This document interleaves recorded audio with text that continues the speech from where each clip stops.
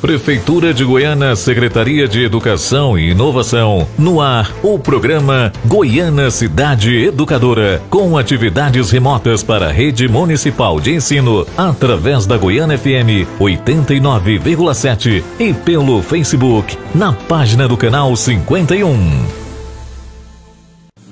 Prefeitura de Goiânia, Secretaria de Educação e Inovação. No ar, o programa Goiânia Cidade Educadora, com atividades remotas para a rede municipal de ensino, através da Goiânia FM 89,7 e pelo Facebook, na página do canal 51.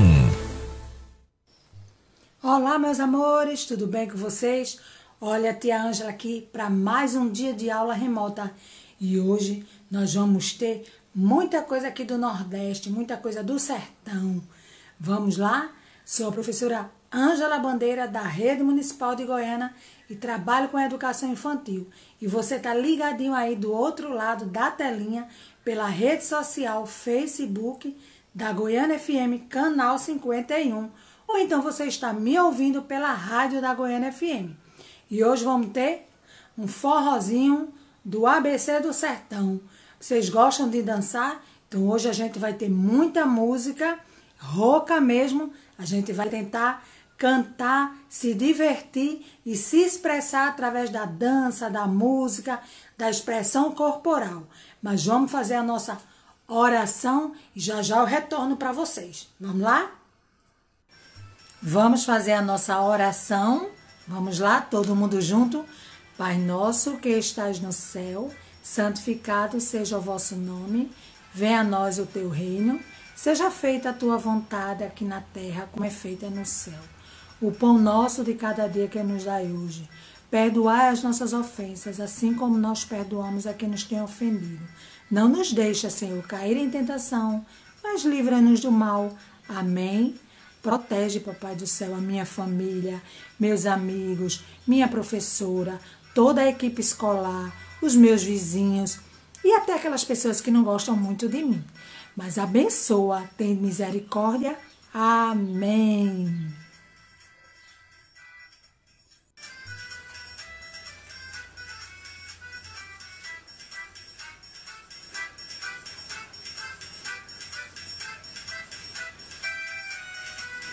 Lá no meu sertão, pro caboclo ler, tem que aprender um outro ABC, o J é G, o L é Lê, o S é Si, mas o R tem nome de rei. O J é G, o L é Lê, o S é Si, mas o R tem nome de rei. Até o Y, lá é Psilone. O M é Me, o N é Ne, o F é V, o G chama-se G. Na escola é engraçado ouvir-se tanto E. A, B, C, D, F, G, L, M, N, P, Q, R, T, V, Z.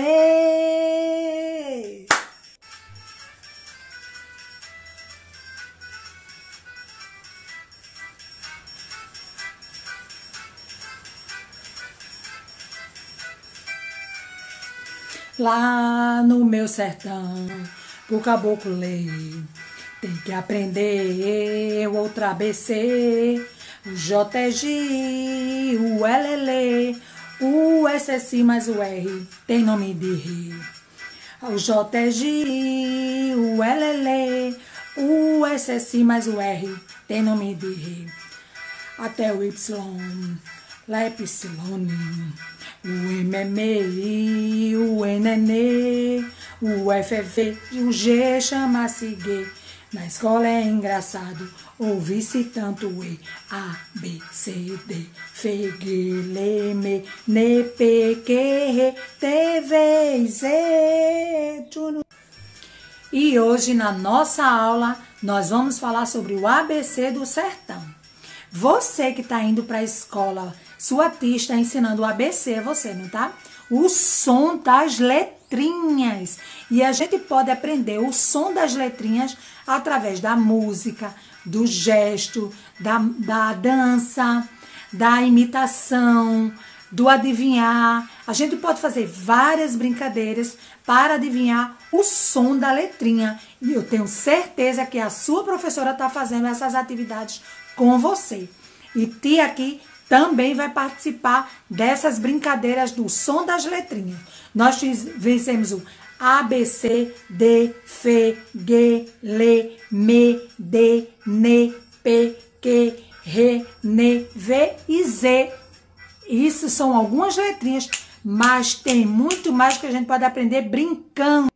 Você sabe qual é o som da letrinha do seu nome, da primeira letrinha do seu nome? Sabe? Então fala para sua professora, esse é um desafio. O meu nome, Ângela, começa com a letra A. E o seu? Qual é a primeira letra do seu nome? Qual é o som da sua letra? É o B, o S, o D, o F. Será? Você já descobriu o som da sua letrinha?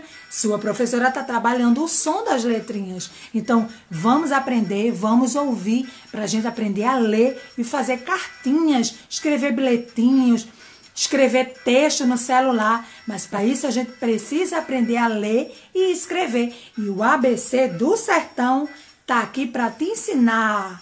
Vamos dançar o ABC do Sertão e é aprender a escrever. Vamos lá?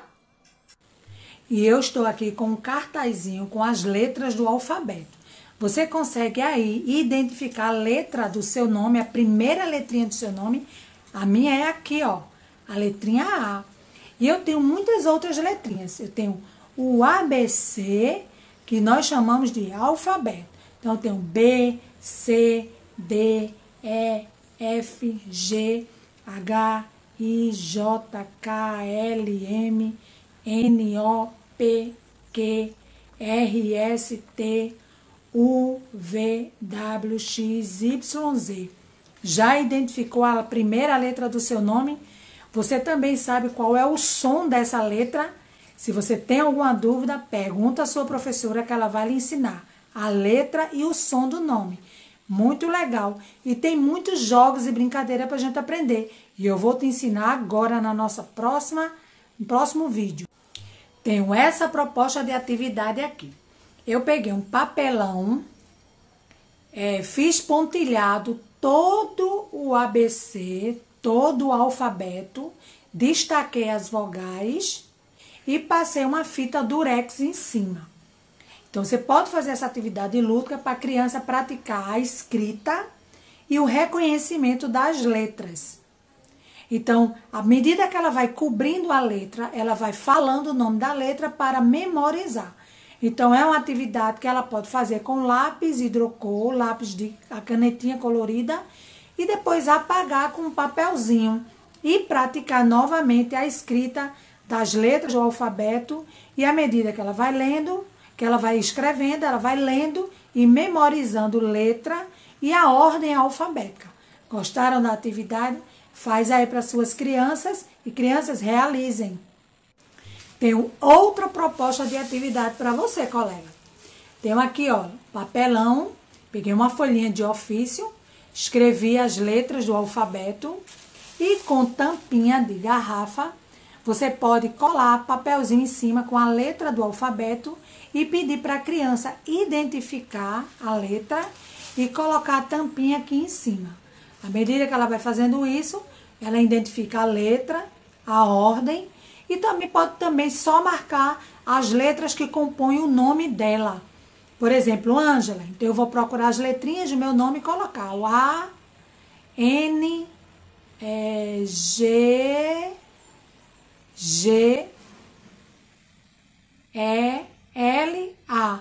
E aí eu vou colocando a tampinha em cima. É uma atividade lúdica para suas crianças. Elas vão identificar as letras do nome e colocar a tampinha em cima com a letra em cima da tampinha.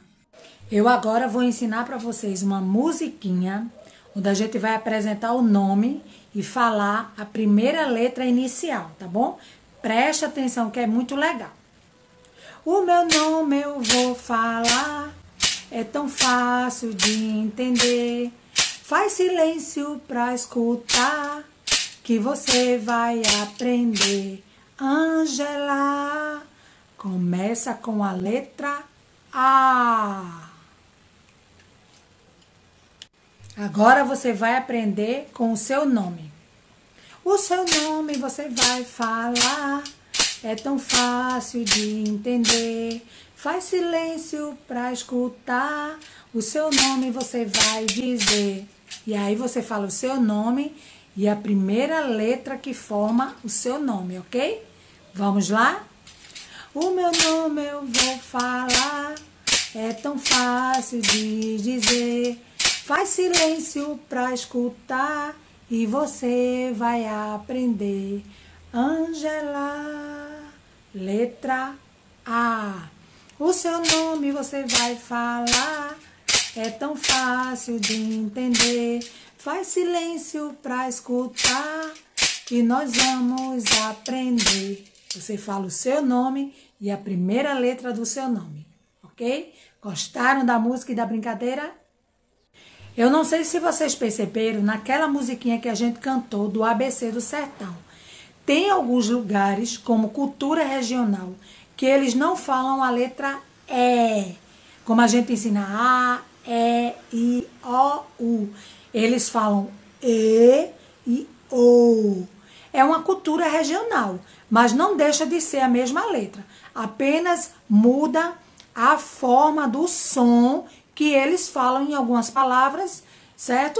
Tem gente que chama de e-mail, tem gente que chama e-mail e tem outras palavras. Vou passar um desafio.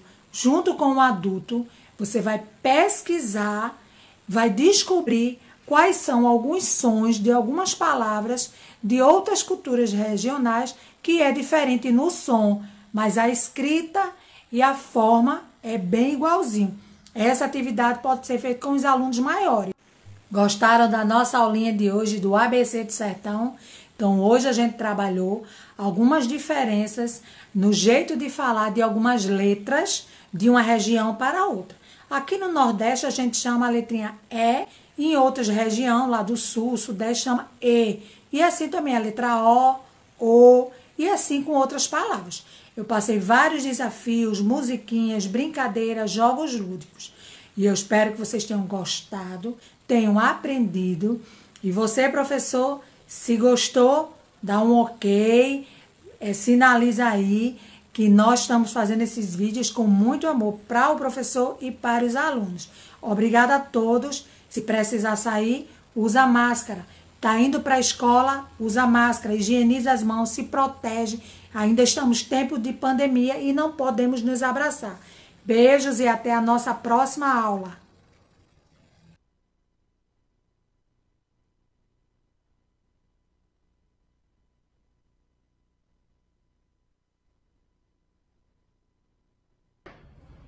Olá, alunos e alunas da Rede Municipal de Goiânia. Sejam bem-vindos a mais uma aula com transmissão online direto para vocês.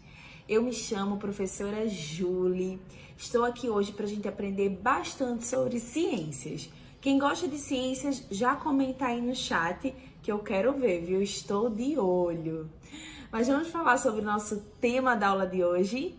Nossa aula de hoje é sobre as cadeias alimentares simples e micro-organismos. Então vamos aprender como que os seres vivos eles se alimentam, como que acontece esse processo e qual o papel dos micro-organismos nessa cadeia alimentar. Vamos lá? E o que é cadeia alimentar? Talvez você ficou aí em casa sem entender muito bem, não é?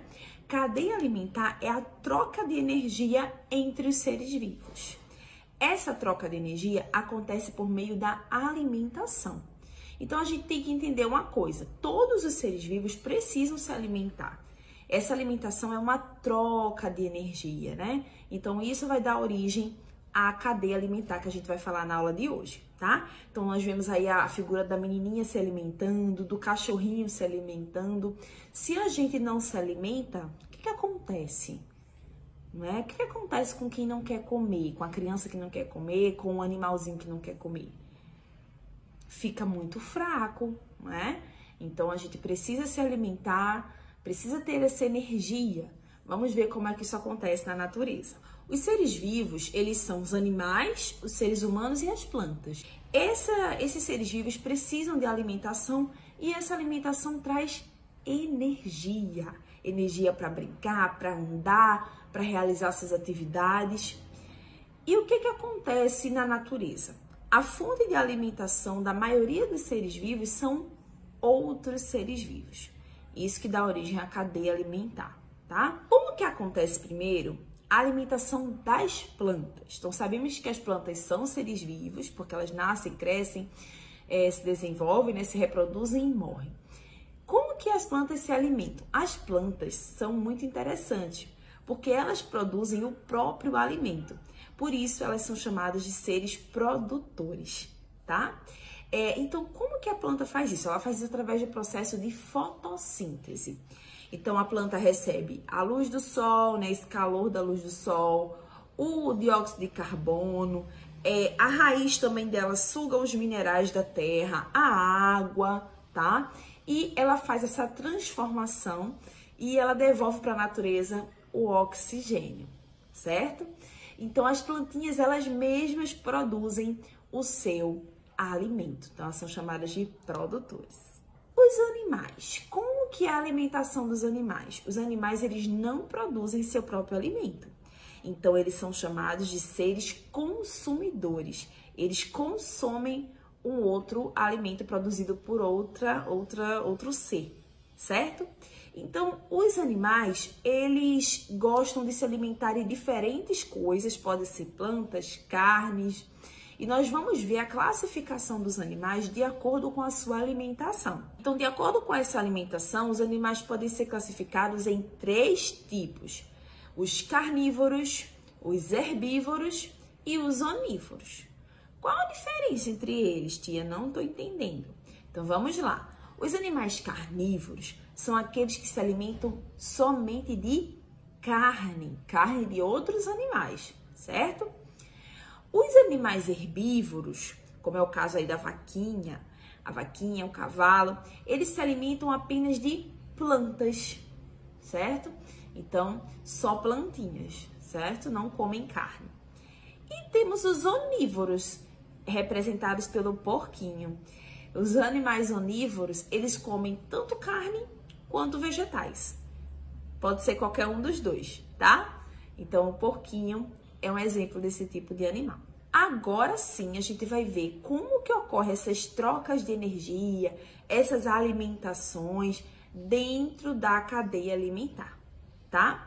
Então, vamos observar aqui que a cadeia alimentar, ela é uma relação alimentar entre os seres vivos, onde acontece a transferência de energia de um ser vivo para o outro.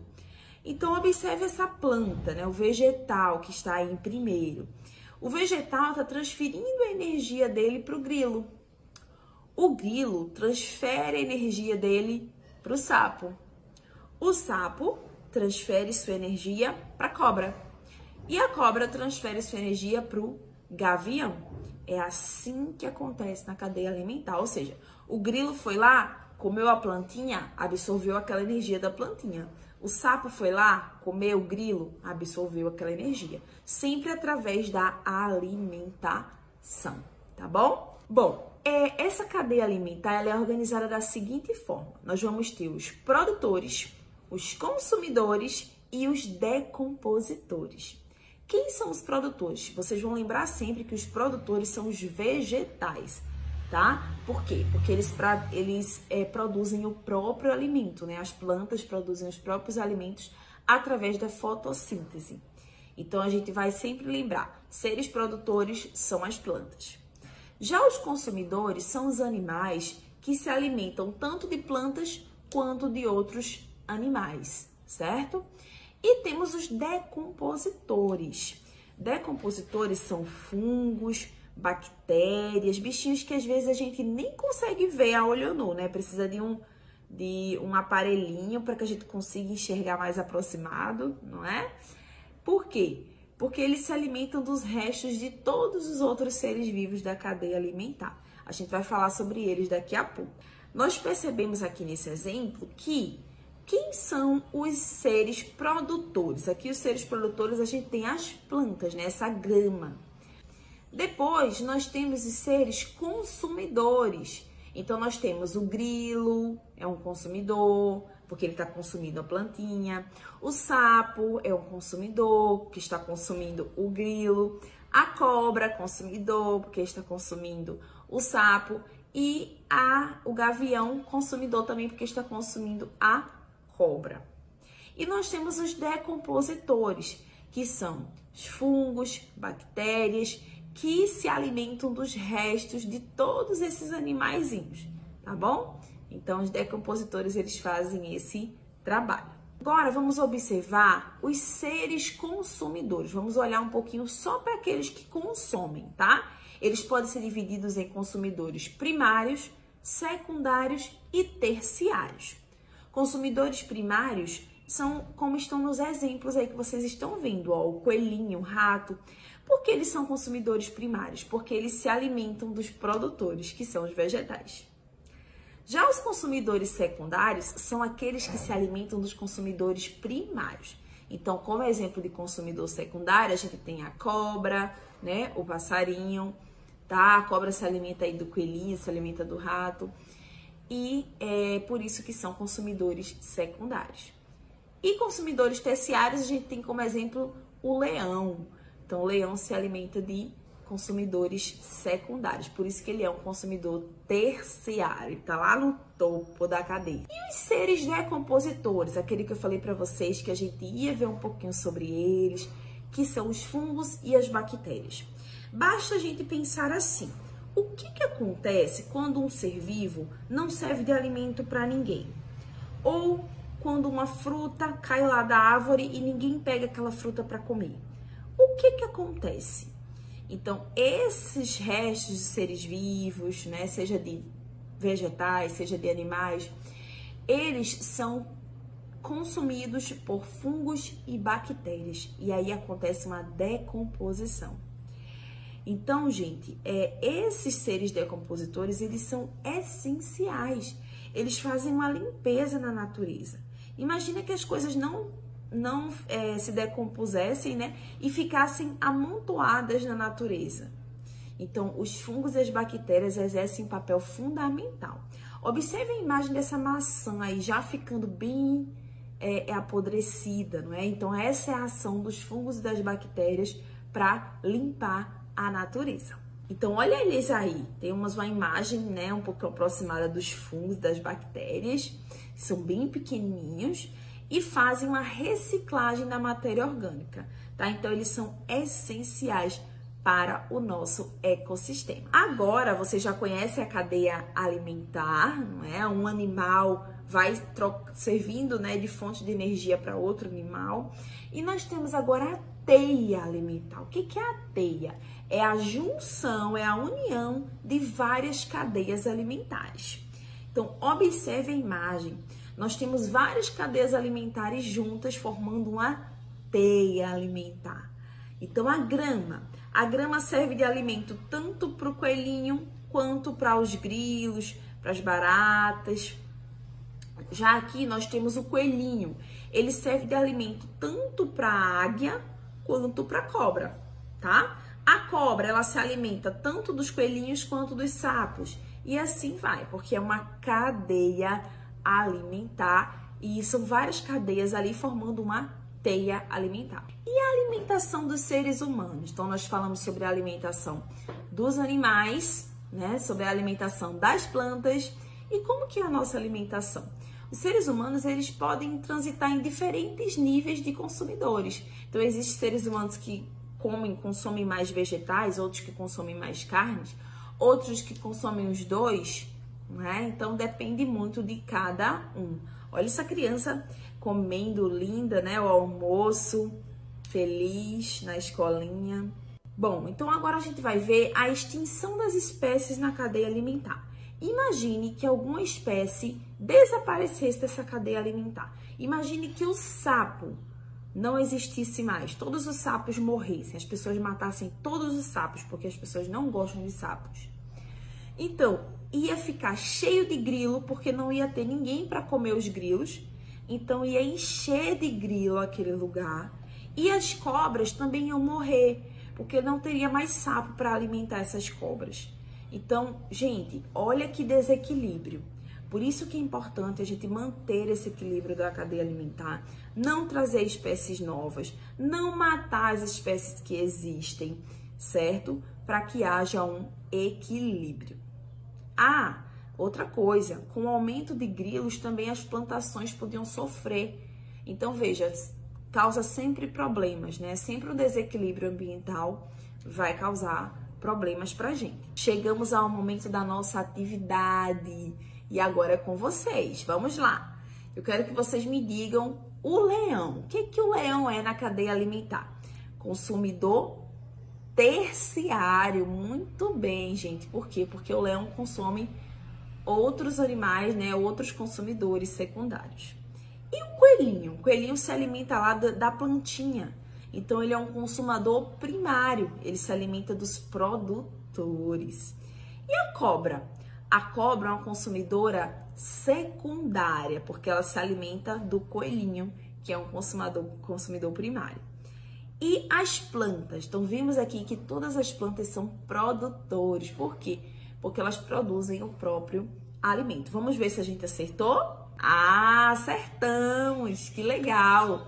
E agora tem uma atividade que é só para vocês. Nessa atividade, vocês vão observar essa cadeia alimentar e vão anotar no seu caderno.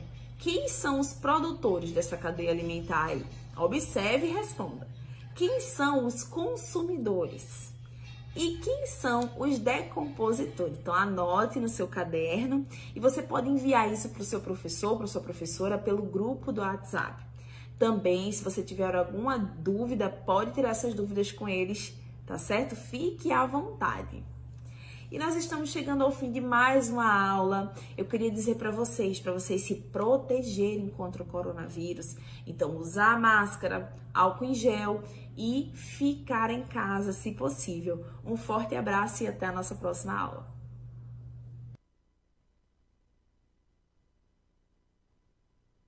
Olá pessoal, sejam bem-vindos a mais uma videoaula aqui de língua portuguesa. Na verdade, vamos estudar, vamos ter, né, o nosso aulão de língua portuguesa hoje.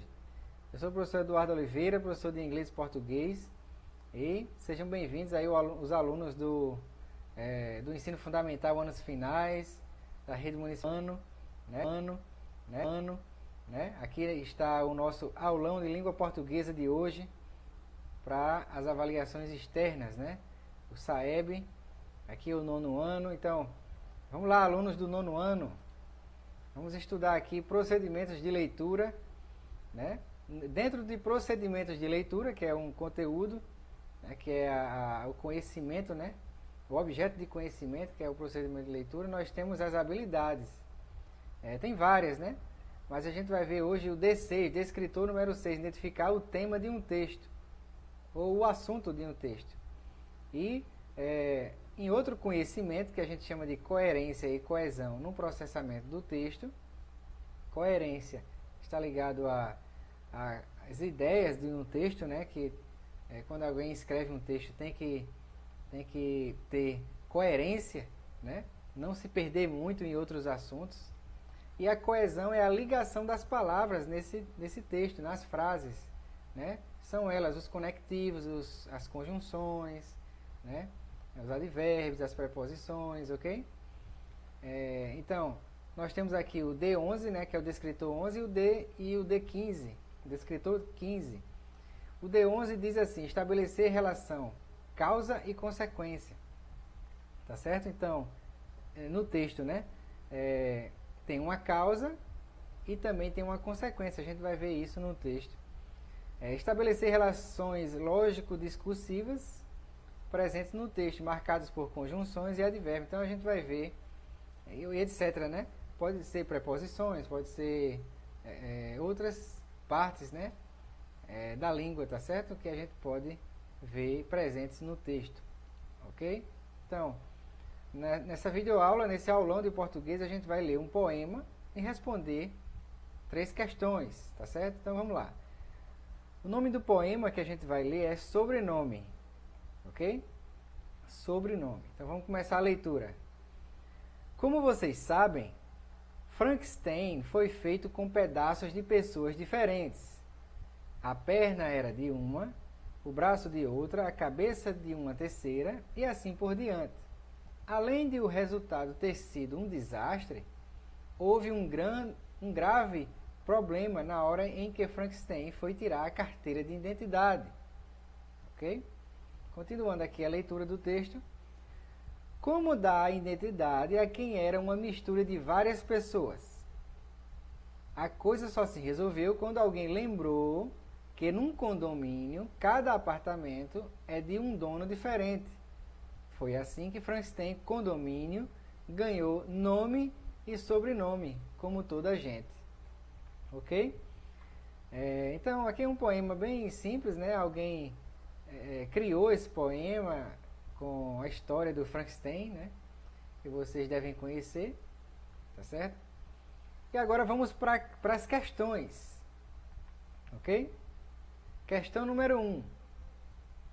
O assunto do texto que na verdade é o descritor D6, né? Que a gente está vendo.